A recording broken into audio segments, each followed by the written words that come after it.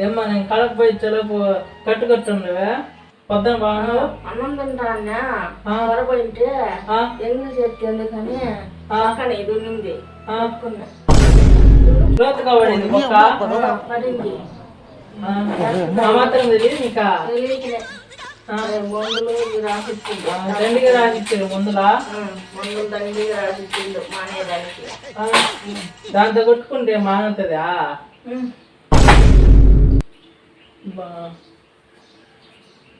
ఒక ఐడియా ఉంది చాచా మా ఫ్రెండ్ వాళ్ళ అమ్మకు కూడా కాలుకి దెబ్బ తగిలింటే కారేమో నిమ్మకాయ పిండుకునింది ఫాస్ట్ గా తగ్గింది నువ్వు పెట్టుకోమాట